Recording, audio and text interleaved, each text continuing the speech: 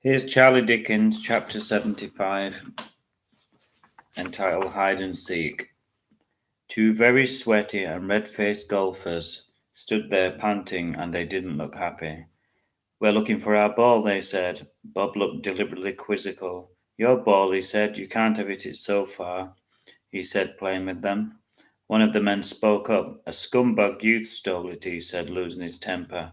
"I don't believe you," said Bob. "Why would anyone steal a golf ball?" The irritated men had to explain. It wasn't an ordinary ball, they swallowed hard. It was golden. "Golden," said Bob. "I haven't heard anything so far-fetched in all of my life." "It's true," they said together and got even more flustered. "Must have cost a fortune," said Bob. He was enjoying toying with them. "Have you seen any youths?" the man said. "I've seen many youths," Bob answered swiftly. "Where?" they said in unison. "In town," Bob replied accurately. "We mean round here, just now, stupid," the golfer said. "I'm a what?" roared Bob like a wounded gorilla. "Bugger off and don't darken my lovely caravan again," he shouted before slamming the door so hard that the caravan shook as if it had been rattled by a giant, and in a way it had.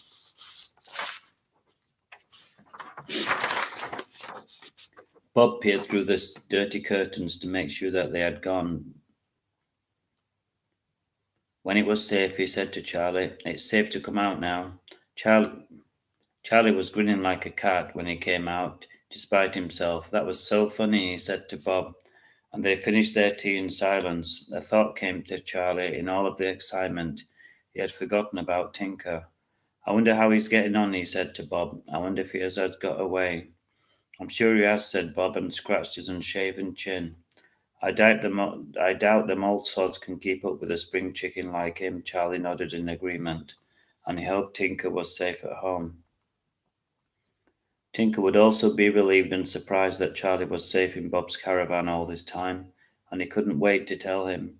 Charlie went to put his cup in the sink. "Don't worry," said Bob. "I always wash them once a month." Charlie laughed and shrugged, and he felt that he had found a new friend. Charlie had one more look round the paper-strewn floor. "Why have you got all of these receipts?" he asked. "What have you been treating yourself?" "Well," said Bob, rubbing his chin, "they're not for girls, they are slips," he said, explaining. "Betting slips. I'm a betting man," he said proudly. "What do you bet on?" said Charlie, who had no idea about these things. "Horses," said Bob. "I love me horses," said Bob enthusiastically.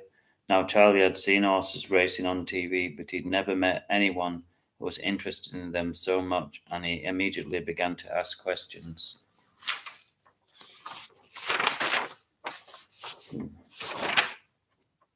Oh, here we go. Oh, yeah. Bob was such an interesting character, and he knew so much. Charlie listened avidly, and he gave him a potted history of horse racing. Charlie listened for a good 10 minutes, and then he was bursting to ask a question. Have you ever won much money?" asked Charlie. "Hundreds," said Bob. "How do you think I managed? By working?" Charlie suspected he didn't work, but he was too polite to say anything. "How do you know which horse is going to win?" said Charlie. "With me knowledge," said Bob, with a knowing wink, and he pointed to the road books which Charlie had failed to notice behind all of the dust and clutter. Charlie got closer and he blew away the dust. He could clearly see that each book and magazine was dedicated to horses. Charlie reached out to touch one. "Don't touch," said Bob. "They're all in order, and I don't want you to rub off their magic," he said sternly. He wasn't joking. "I checked their form," he added. "What's the form?" said Charlie, sitting back in his chair. "Form is how they are expected to do, and all of their history, and the history of their jockey." Charlie understood. "Is it like homework?" he said, feeling pleased with himself. "Yes," said Bob, "but it never ends," he added. "I read them, and I then read them every day." Bob replied, looking pleased. Charlie thought that sounded very boring, but he kept that rude thought to himself. "Don't you get much time to watch television?" he asked in wonder, and then looked at the rather dusty TV. "I never watch it," said Bob. "In fact, it doesn't work. I use it just to rest my cups on," he replied.